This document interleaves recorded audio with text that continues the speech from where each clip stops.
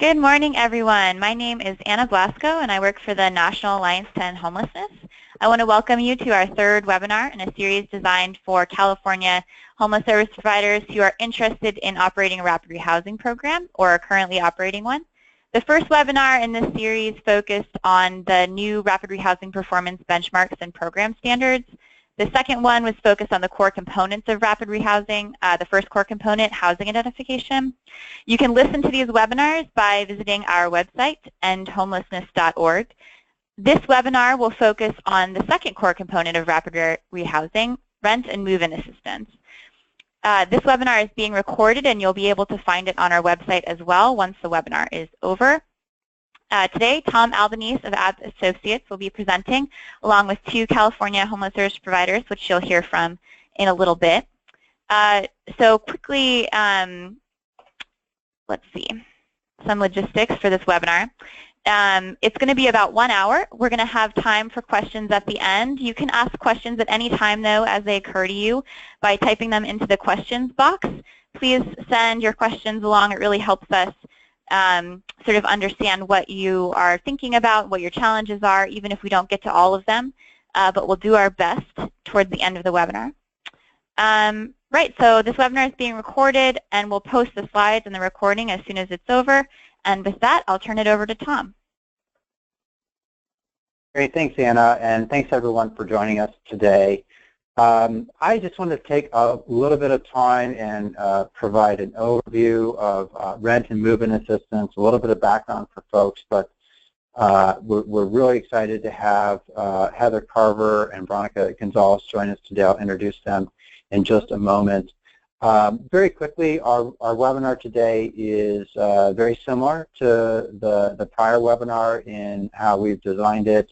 We'll spend a little bit of time providing just an overview of rent and move-in assistance relative to the recently released standards and performance benchmarks for rapid rehousing published by the National Alliance.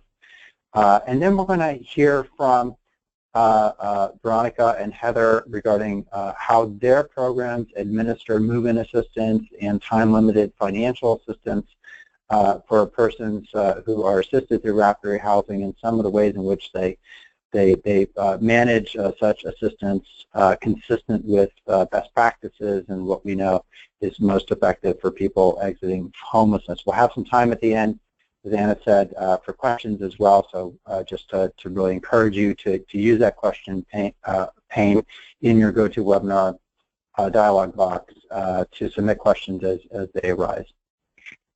Next slide, please.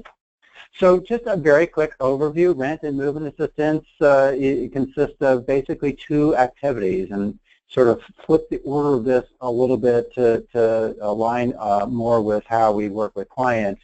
But of course, it involves financial assistance for housing startup costs or move-in assistance to help folks establish housing and have those needs met at the initial move-in, as well as time-limited financial assistance for housing costs after move-in. And we know that rental assistance is often involved. In fact, in the vast majority of cases, folks are getting some amount of rental assistance, as well as, in many cases, utility assistance, and at times other forms of financial assistance as they stabilize in housing. So I want to talk a little bit about each of these forms of assistance before we turn to Heather and Veronica. Next slide. So first off, just to provide some context, especially for folks who may be newer to rapid rehousing and are just starting to read into program design and best practices, why is financial assistance a core component of rapid rehousing? We know that families and individuals who have lost their housing and are trying to regain housing and are exiting shelter or some other homeless assistance program are really, in many cases, starting from scratch. Just like any of us, if we lost our housing because we were behind on rent, it's really unlikely that we would have a significant amount of money to re-secure housing. We all know that often that involves first month's rent, last month's rent, security deposits, utility deposits, and so forth. Oftentimes you can't get utilities back on in your name if there's any arrears. So it can be quite an investment money that many of us simply just don't have on hand. So we know that's a need to help people rapidly exit homelessness and get back into housing and resolve their crisis. We also know that if any of us were to lose income and to fall so far behind and out of housing that we became homeless, we know it takes time to replace that and to get on our feet and get stabilized. So, of course, rapid housing should be able to provide that form of assistance for folks as they get stabilized. The intent of rent and move-in assistance with rapid housing is to enable the quick resolution of the housing crisis. I really want to stress that. And so rapid housing's fundamental goal is to shorten the time people are homeless, help them get stabilized in housing as quickly as possible. Rent and financial assistance often is our most powerful tool to accomplish that. We know as well that the majority of rapid housing participants will be able to maintain their housing with even just short-term rent assistance. So programs should start out by assuming that households, even those with zero income or other barriers, will succeed with minimal subsidy and support, while also being able to offer more support and deeper subsidies when needed. So let me repeat that. The assumption should always be to start off with the least amount necessary or assumed to be necessary and have the ability to flex up when need be. That's an important quality of a really effective, nimble program. Next slide, please. So this is, I just sort of touched on a little bit of the principles and rationale behind this core component. You can find that further described in the Alliance's rapid housing best practice standards and benchmarks. I really encourage everyone to look through those. It's a quick read and some very great information in there.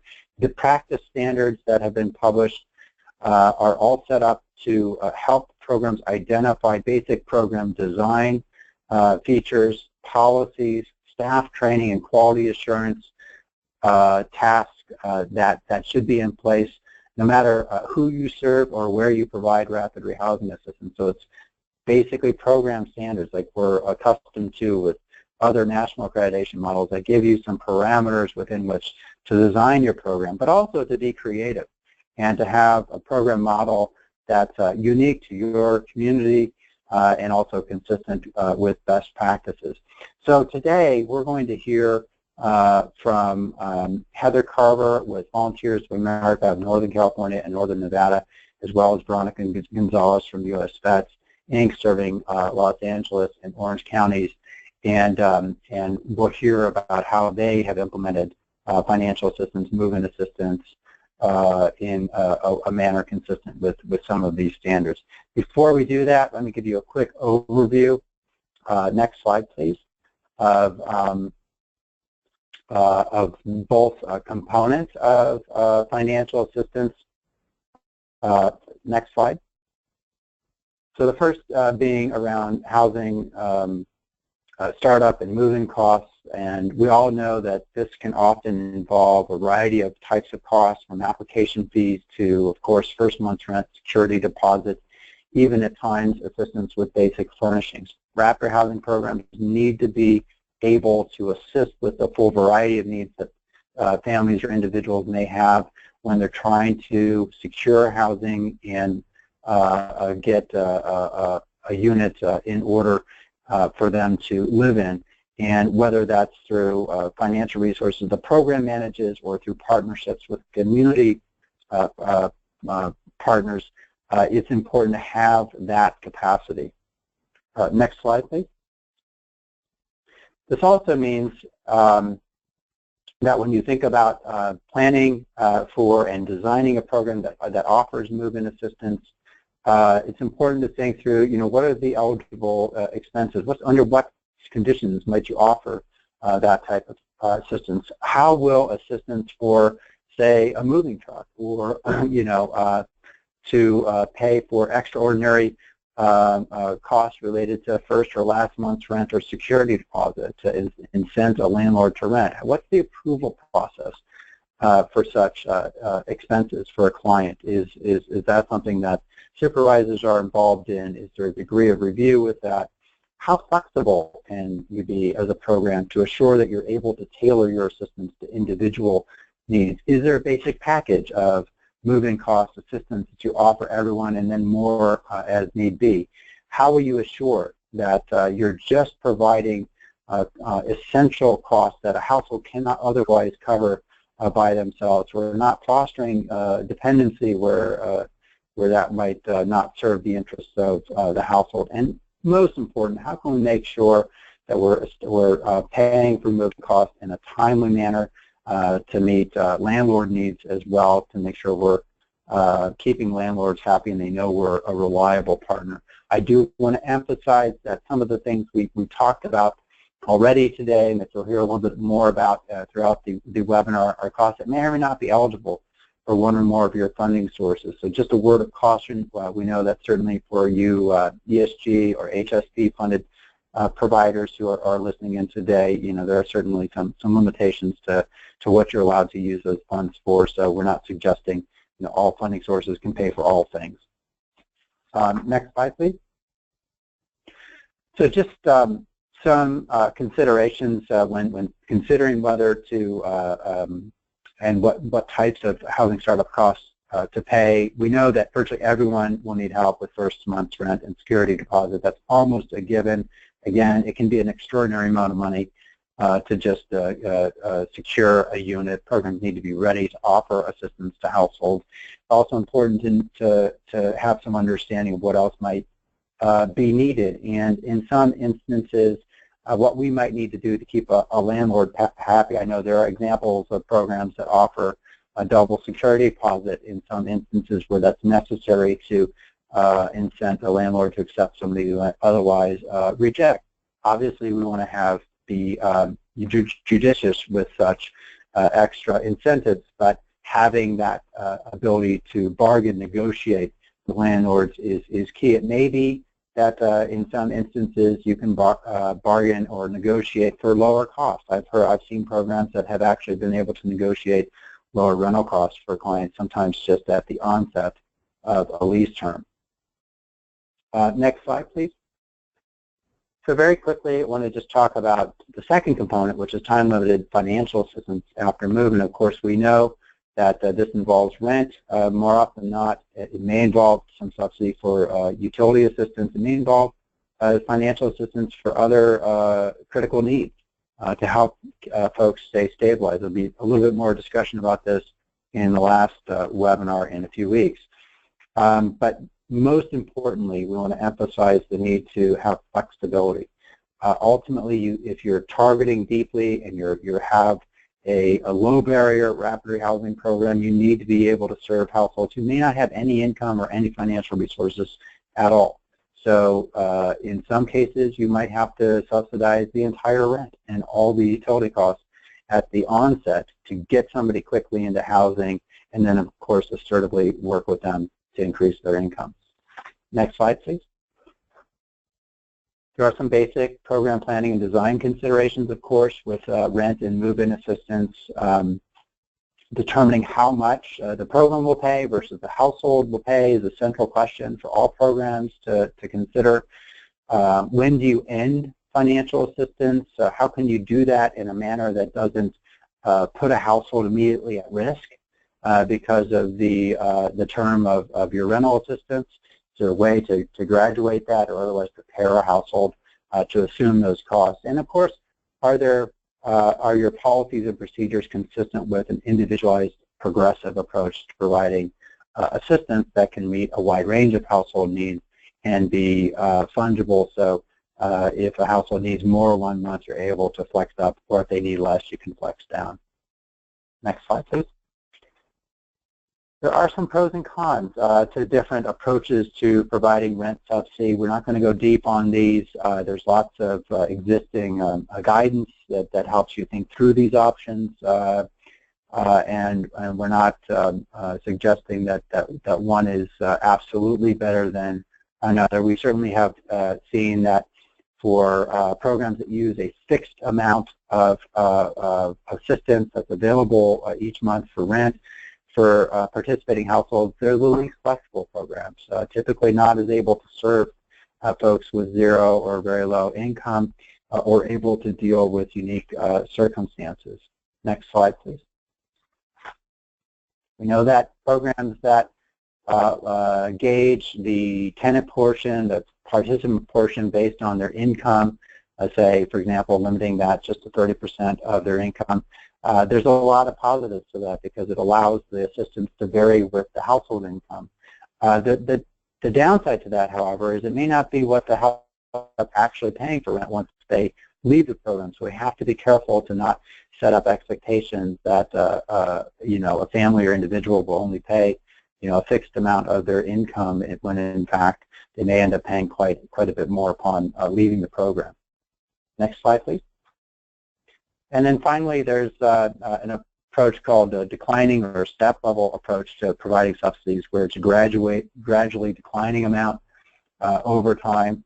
This certainly provides some predictability. It may also be a little artificial to individual needs and doesn't provide the flexibility or individualization you might desire for your participants.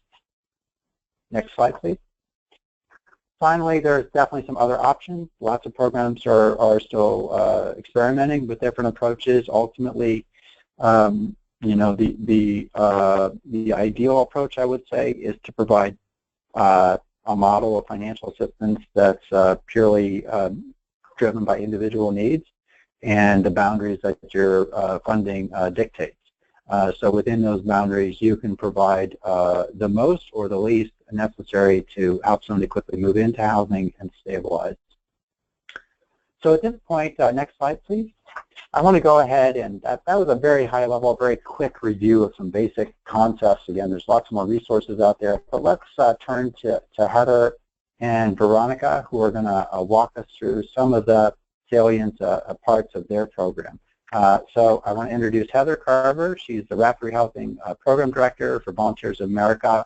And then after Heather, Veronica Gonzalez will speak. Veronica is the SSCF Program Coordinator with U.S. Vets in LA and Orange County. So Heather, hand it off to you. Thank you, Tom. I just wanted to share a little bit about our program. We currently operate 3 rapid rehousing programs in Sacramento, California, and they all have different funding sources. So most of the rental assistance and move-in assistance guidelines we currently use are based on our ESG funding source. We have a little bit of flexibility with some of our others, but we try to keep everything the same with ESG. We also have operated RP, SFVF, and rapid rehousing, and since doing that, we've housed over 2,200 families utilizing this particular model.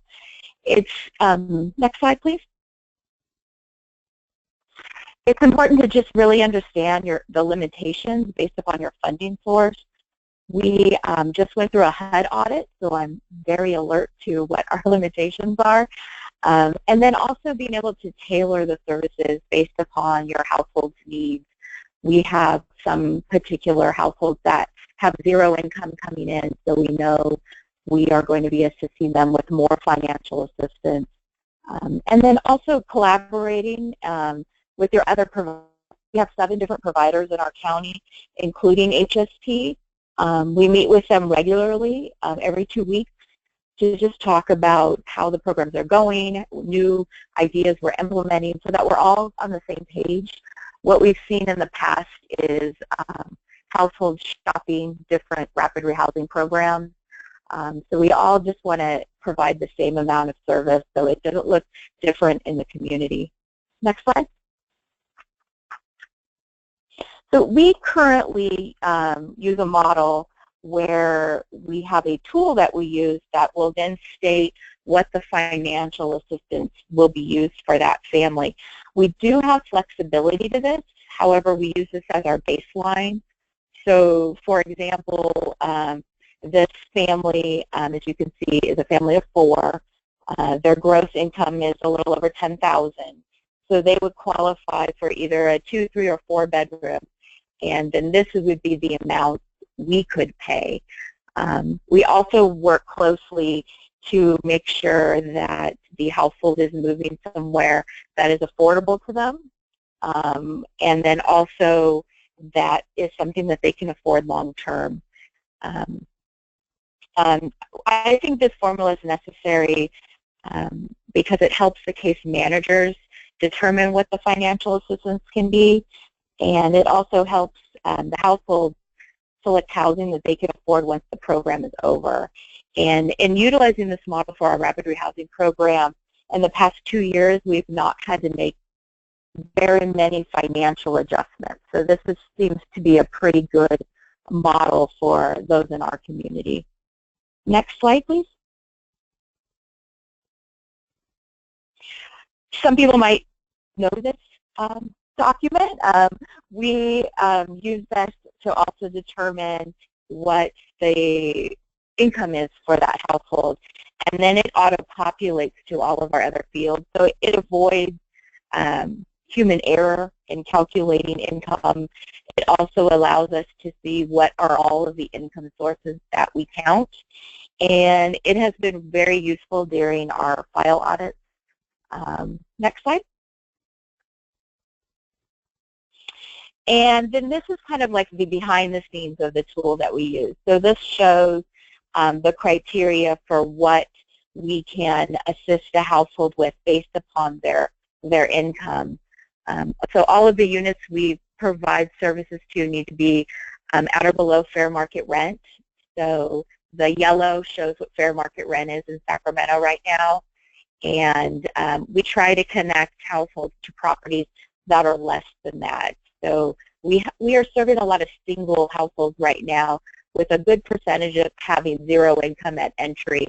So we're even trying to go below fair market rent and trying to find units as low as $450, $500 that these households can afford once we step away. And I know I just went to a training where there were some people from other counties, and their fair market rent for a one-bedroom was about $1,200. So I think we're pretty lucky in what our fair market rent is too. We also use the same criteria when we reassess households. So every 90 days we conduct a reassessment just to see if the income has changed, and if so, the amount of financial assistance we provide would also change. And although we do that every 90 days, if things occur before the reassessment, we can't be flexible with the amount of service we provide. We had a family that got reassessed at 90 days and everything was great, and they actually were eligible for 3 more months of service, but they had their financial assistance did decrease. So at month 4, the head of the household lost his job, so we were able to step in and pay their full rent. So we do have some flexibility. We just use this as like a baseline to make sure that we're kind of staying on point with the financial services that we're providing. Next slide, please. A big part of our program is obviously getting checks to property managers, and I'm really tight on our documentation. So when a housing specialist provides a check request, we have a few different steps it has to go through before we can disperse a check. So there are various documents reviewed. This includes all of the move-in documents, the habitability inspections, the approval letter, proof of income, proof of assets, and also, pardon me, their homeless certificate and their approval letter for the program. So this is put in a packet, given to me, I review it, I send it to our compliance director, they review it, and then it goes to our finance department and they review it, and then a check is dispersed. And this process takes about 3 to 5 days, and we have some landlords that want checks sooner, and we have a great relationship with our finance department. So sometimes, if we're lucky, we can actually get a check by the end of the day if there's check signers available, or by the next day. So I always tell our team how important it is to keep our finance department happy, because they're the ones issuing the checks. And we've had some landlords not want to wait 5 days for a check. So we want to make sure that that's happening. So we always look at special requests to get checks sooner. We always hand deliver the first check just to make sure that that relationship with the landlord is there, and then the other months we mail them. We also provide monthly check-ins with the property manager too to make sure that they're getting their checks, and also letting them know if our portion and the household portion are changing, because that's also important for them to know too. Next slide, please. We provide a lot of staff training for our housing specialists and case managers. Everybody goes through what I've called Rapid Rehousing 101, which is 4 Fridays, and we just talk a lot about the process. We talk about progressive engagement, housing first model. We talk about the resources in our community. A big part of the training is all about reassessment, because that also helps us identify if longer services are going to be needed and if the monthly assistance is changing. There's some various questions that happen at reassessment, and the case managers also advocate at that time. If for some reason the assessment tool shows that they no longer need financial assistance, but the case managers say, yeah, they could use 1 more month or 2 more months, they're able to advocate for them at that time, and I can give the approval to provide longer service.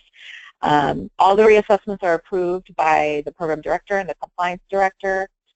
We also do weekly supervision with case managers, and then recently our community and our COC are starting to do monthly case conferencing with our rapid rehousing providers, where it gives the case managers an opportunity to discuss things like when to close a case, what resources are there in our community, how to link households to different things, which we're having our first one next week, so I'm really excited for that. Next slide. So with our different funding sources, we are able to provide up to 24 months in a few of our grants. We try to provide 6 months. Our case managers work really, really hard during those 6 months to try to help households increase their income, work on budgeting, connecting them to different resources. So in 2 years, our average length has been about 7.5 months, and this has also included people with 0 income, which I think is amazing. We provide a lot of different services with case management, including weekly home visits if the households want that. And we also have an employment specialist on our team who does home visits as well, who can help link households up to different job fairs or helping with resumes or interviewing or things like that too. Our average financial assistance has been about $4,500. This includes utility arrears and deposits and rental assistance. We do have the ability to provide moving costs. However, we haven't really seen that as a need in our community. A lot of people either have different resources or there's other programs in the community we've tapped into that can help with that service, and that has allowed us to use more of our dollars for financial assistance. We also have a great relationship with our local utility providers. We've been able to help households get their utility arrears lowered so that we can pay that off and allow them to be able to turn services on in their name too. So we try to tailor the services, and in 3 years we've only had 5 households that received over 12 months. So we know we have the ability to do 24, but with this model we haven't really seen that as a need. And the 2 people who just now went over their 12 months have recently lost employment. So we're trying to help them connect to different employers too, so that hopefully they will be graduating from our program soon. Next slide, please. So we do conduct a reassessment every 90 days, and at the 90 days, households must be below 30% AMI, and that's a pretty strict guideline for our programs, especially our ESG program. We've had 1 household that was at 31% AMI, and their case manager was able to advocate, and we were able to provide longer services. But it seems to be a pretty good guideline for our program and our model that we're using. And our case managers are also conducting weekly home visits to link households to different services, to help with budgeting, to work if they don't want to stay where they're living for some reason. They can help them get on different lists for low-income housing or different things like that. So we really work on exits as being a positive thing for the program.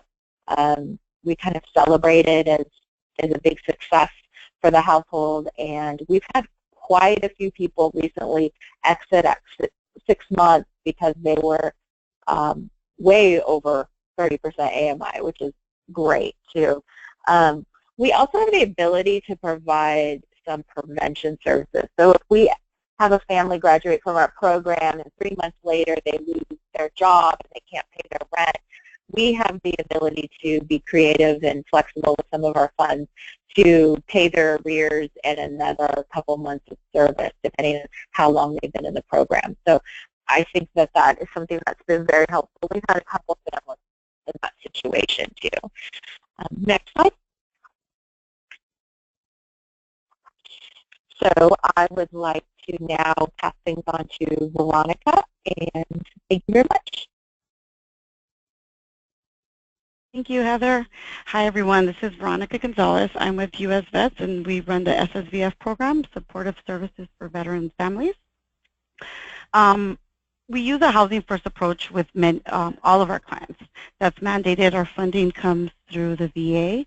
We work with homeless individuals, excuse me, and so we work with them to access housing as quickly as possible.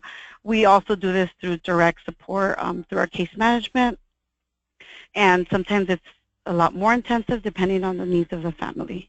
Oh, I'm sorry, you guys, I'm sorry.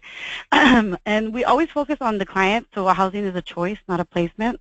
We always try to get our clients' input on what their preferences are and what options are available to them.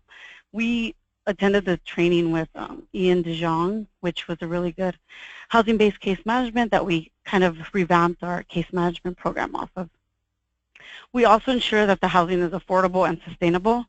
We want to make sure that, excuse me, that our clients can manage on their own once our program is gone. So we don't want to ever put someone in housing that they can't sustain. Next slide, please. Okay, so we offer temporary financial assistance, also known as TFA. We're constantly assessing the but-for criteria for our clients. We want to always ensure that but for our assistance, the client would remain homeless. This is an ongoing process throughout the client's enrollment in our program. We're going to review the process for our TFA. It always needs to be flexible to the needs of the household and tailored to the client's barriers to housing. We also cover general household items, and then we also ensure that there's a gradual reduction of TFA. Next slide, please. So the TFA request process, it comes through the case manager. They first meet with the client and complete a housing plan, which lays out what the plan is for housing, what are the goals, and then they help them find housing. They obtain a lease or an intent to rent, which at that point we can give the landlord a promissory note. This helps with our landlords who are a little hesitant with giving a client a lease. They know that a signed lease is a binding agreement. So if they can complete an intent to rent, since they're unsure sometimes that a third party is going to be providing the security deposit, this really helps with our landlords who are new and are not really familiar with our program. We also do a promissory note promising to pay the security deposit within 3 to 5 days from when the signed lease is received. We use, the way that we request TFA is through a supportive services request. Our supportive services request is a form, and I should have included it here, I apologize for that, but we identify how many requests this client has made in the past, how much funds were dispersed to this client, and also how these funds will support their housing stability.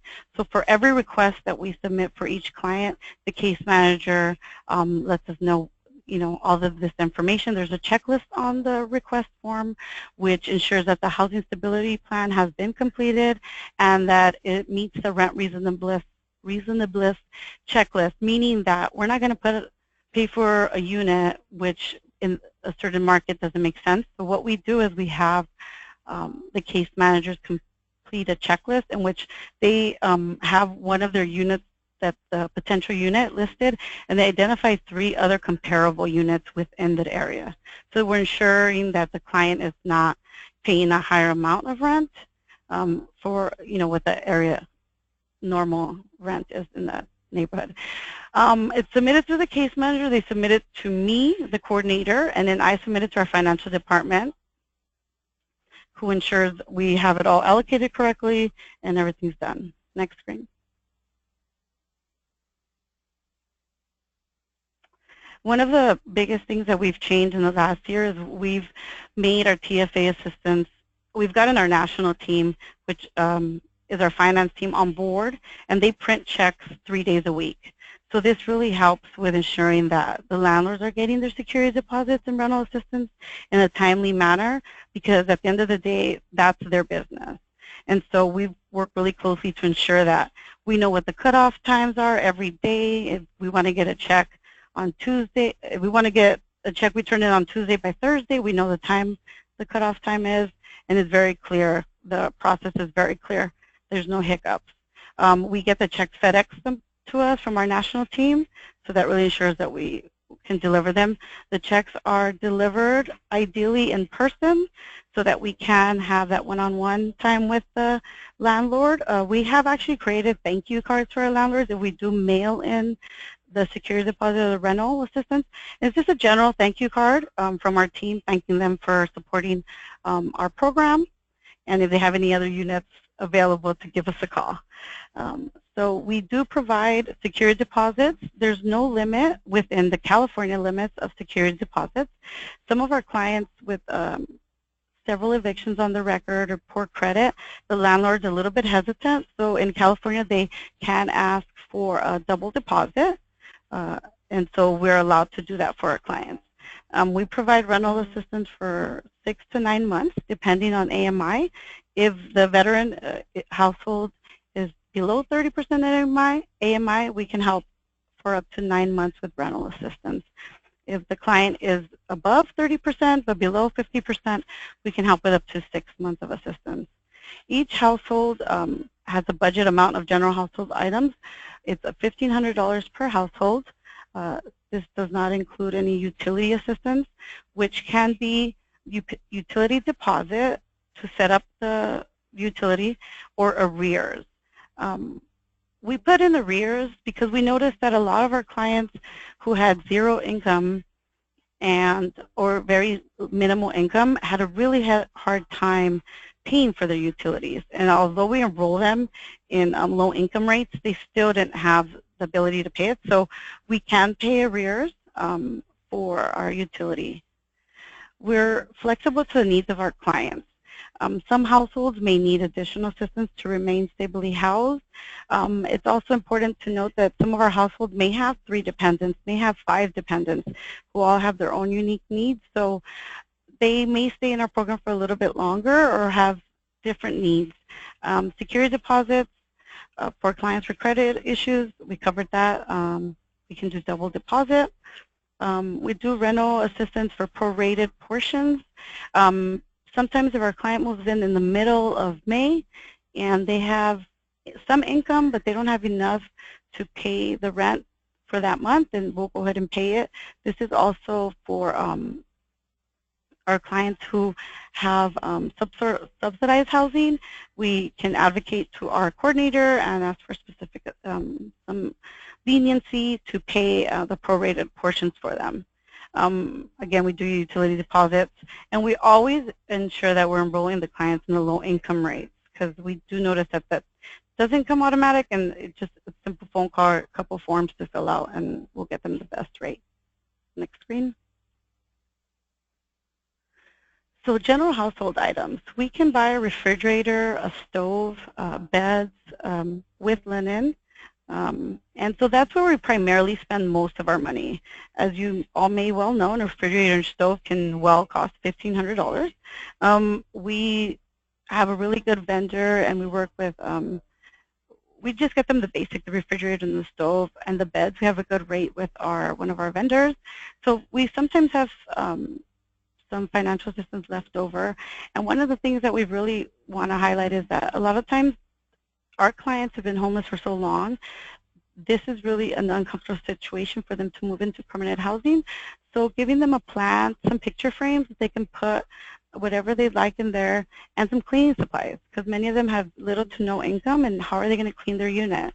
Toiletry items is one of the things that we, if we can't purchase, we try to collaborate with our community partners and try to get.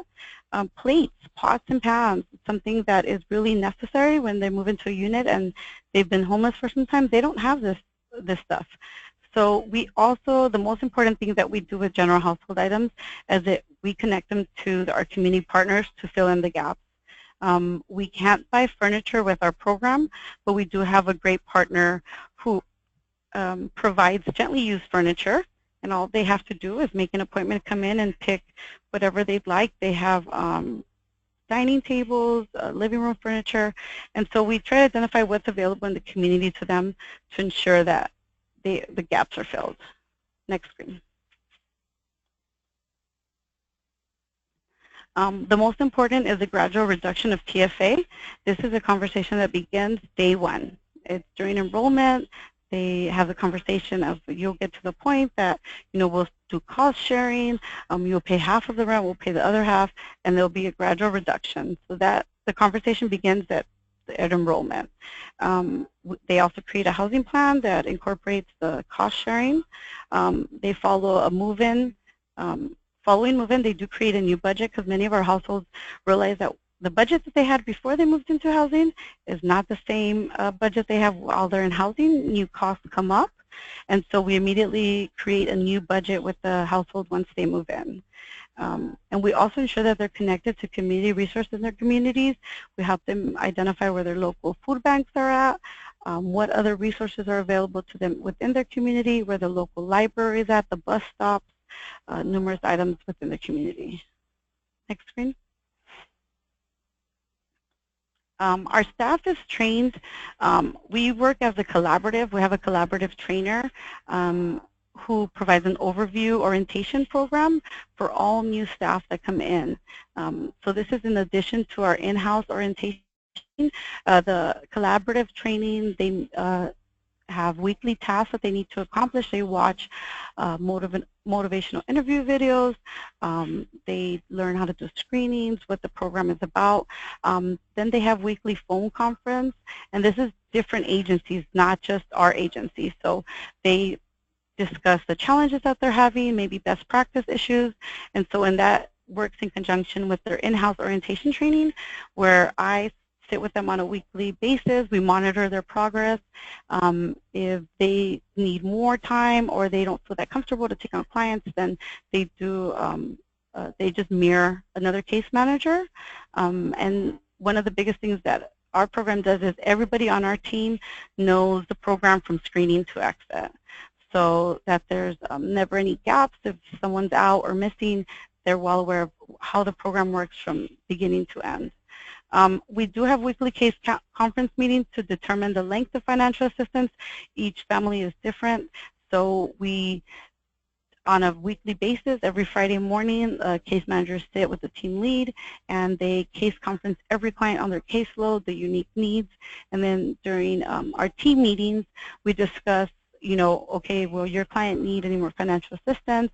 And then they're also talking to their clients. They involve them in this decision. They might have an individual who just started work, is not going to get paid for a couple weeks, so they have that conversation. So the case managers are the primary source of who determining the financial assistance, but then they also get guidance from the team lead and both myself, the coordinator.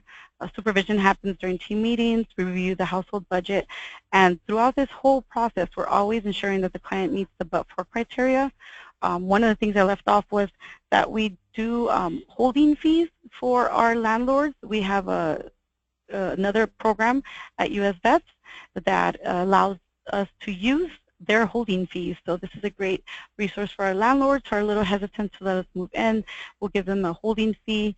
I think it's currently at $700, and they can anywhere between $700 and $1,100, and the landlord can keep that money once the client moves in. So that's it. Next slide. Thank you, guys. Thank you so much, Veronica. That was awesome. And I definitely was taking notes seriously during both of your presentations. I love your point about involving clients in the financial decisions because, you know, that you want to empower them to take control of their own budget. I also wrote down, I love that you both hand deliver the first checks. That's a great tip to help build those landlord relationships. So I have a couple questions here that I'm going to throw to our presenters, but if you have questions that you haven't answered, that you haven't asked yet, please feel free to type them in the question box. We have about 10 to 12 minutes to answer some of those. So the first question, I'll start with Heather, and then I hope Veronica can also answer, is about who you prioritize for your rapid rehousing program. This gentleman is coming from a community, and they're going to need to start rapidly rehousing people with zero income and folks on fixed incomes, and it's just hard to imagine how folks with such low incomes are ever going to be able to be stable. So that's a two-part question. First, how do you prioritize clients? And then secondly, how can folks with zero or fixed incomes ever maintain housing? So our community actually uses coordinated entry. So we get referrals from our COC, and they actually prioritize based upon, we utilize the VI SPDAT. But prior to that, we were working primarily with individuals at our shelters. So Volunteers America has 4 shelters in Sacramento County, and we utilized our own assessment tool that prioritized people based upon vulnerability. One of the things that we kind of got stuck, like in a stuck point, was we had all of these people with zero income that were very difficult to help them locate housing, and which, while we were working with them, we were at capacity. So we tried to mix it up with those most vulnerable and also those who were easier to house and could get into housing a lot faster. I don't know if that was helpful. Here, Veronica, do you want to take a stab at Sure. how to house folks with no income? Yes. Those are very challenging clients, but we have several of them. So one of the great resources that we have in our program is that our staff is getting SOAR trained. So if they can't have any income because they can't return to work, then we try to connect them with SSDI, and if not, we also subcontract to legal services. So if they're not going back to work because they were laid off incorrectly, or they're in the process of applying for benefit, or they lost their license because that's why they can't get employed, then we refer them to our legal team. We have a workforce team here on site at US Vets who we immediately connect with. And so when we do have clients who are zero income, which we do, it's just that much harder, that much more work for our case managers, but we have been successful in being able to move our clients into housing with zero income and just try to find out any resource in the community to increase that income. And most of the time they will. Either increase it through employment or through benefits, whether it be applying through their service connection benefits or some unique programs our workforce can connect them to. Do either of you do? Oh, sure, go ahead. Let me just add one extra point to what Veronica and Heather shared, which is, I think this is why it's so critical to have a model financial assistance where you can provide the maximum amount your funder allows. In other words, you can provide a subsidy for the entire moving costs, all security deposit, first month's rent, as well as for at least the near term, the entire amount of the rental costs, while somebody with zero income or extremely low income starts working on those income options Veronica and Heather shared. So I just want to stress that. that point. That's why program flexibility is so critical, so we're not turning away low or zero income households. We're able to accommodate them and still, of course, work really hard to help them increase their income. That's a great point. And I was also wondering if either of you do shared housing or help your clients find roommate situations to kind of help with that housing affordability question. This is Veronica. We do. Go ahead, Heather. It's okay. Okay. We do utilize shared housing. In fact, we just went to a presentation and met 300 different people who provide shared housing. And we also encourage people to roommate. However, we don't pair people up. We've been pretty successful in getting landlords to approve roommate situations. We actually have to do 2 separate leases, so that becomes another struggle with some landlords. But we've been pretty successful with shared housing and roommates.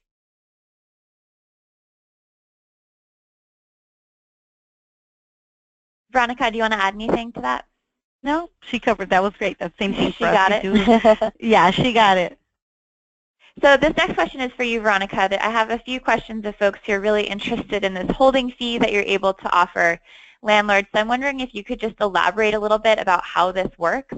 So some of the questions we got regarding that, is there a minimum amount? Is there a maximum amount? Do they have to return the fee when the security deposit is signed? Is it in addition to the security deposit? So maybe you could just give us a little more detail. Yes, holding fees. So the minimum that we were told was $700 with the max at $1,100. And this funding source actually came through the mayor's office. And it's a rapid rehousing program that they extended to clients who wouldn't necessarily qualify for our program and to those who just needed a holding fee. So it's run by another program. They just have to sign a holding fee agreement saying that they will hold this unit for this veteran.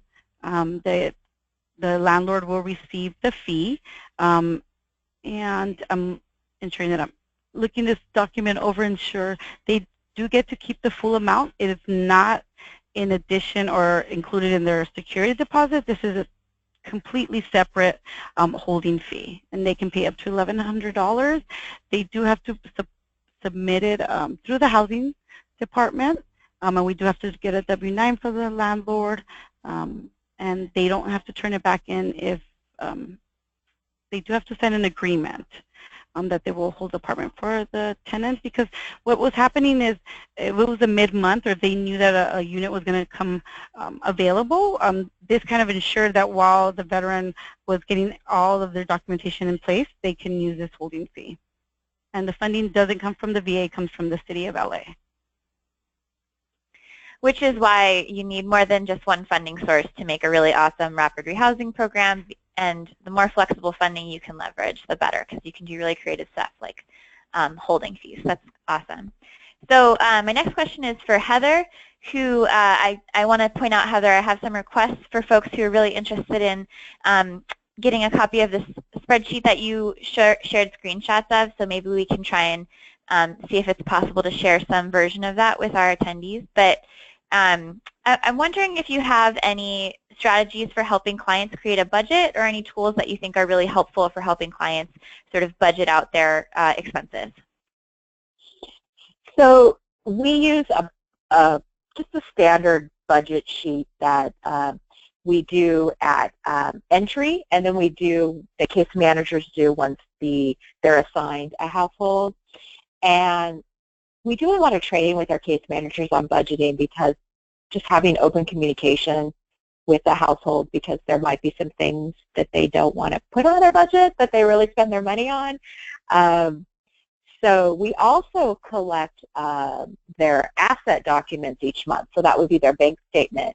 And that also allows us to help with budgeting, because we can actually see where their money is going. And one of the things is, I think like I said, is we're serving a lot of more singles right now who have lived either in shelters or on the streets for a few years or longer. And a lot of their money goes to stock food and things like that. So we've actually started incorporating, seeing if we can get people to come and do nutritional education as home visits and things like that. So we're always trying to change up how we talk about budgeting and money, because it can be very stressful for people too. But our case managers are actually really good about having those open conversations with our households. Veronica, do you want to add anything to that? Our budget that we use, sometimes it's called a true budget, and like I said, from Ian DeJong, he gave us a couple of formats that we use, and it's just being honest. The client will list what expenses they have. If they smoke cigarettes, it's a housing first approach, so if they're spending some of that money on drugs or alcohol, we got a budget for that, harm reduction. So, it's just being true on the budget, and then we do give them their own form that they can keep with them, and we just get a total amount if some of our clients don't feel comfortable sharing all that information with us. So we've incorporated that into our budget because it's something that they sometimes don't want to share with us, and it's how they're truly spending their money. And I've taken a look at that one as well. That tool is available for free on OrgCode's website. So it's OrgCode, I don't know, .org, or I think it's .org. You can download that tool for free. It's a good one as well if you're using a harm reduction approach, for sure. Yes. So I think we have time for maybe one more question. So some folks are asking, Veronica, if you could clarify. Heather shared some really great statistics about their average amount of financial assistance that they provide and for the average length of time. Do you have handy a picture for folks about what your averages are there? Our clients, through the straight rapid rehousing program, because we have other programs where we actually can get vouchers for our clients through a local initiative with the City of LA, but strictly for our rapid rehousing clients, the average stay is anywhere between 6 and 7 months, with the average amount being spent is about $4,000. When we submit our grant proposal to the VA, we've allocated about $5,400 per household, and we're spending on average about $4,000. Wow, it's actually, you guys are really similar when you look at those averages. That's pretty incredible. So I guess you're doing something right. So I don't leave the webinar yet, guys, because I have just two more things I want to tell you before I wrap it up. So first, I just want to let you know that we are going to post this on our website, www.endhomelessness.org. In a day or two. We also wanted to let you know that we have some resources on our website about rapid rehousing that might be helpful. So these links will be in that recording and slides, so you can navigate that way. Our next website in this series is about case management and services. It's on Thursday, June 23rd, 11 a.m. to noon Pacific time. So please mark your calendars and join us for that webinar. Some of you guys had questions about case management specific stuff, so bring those with you.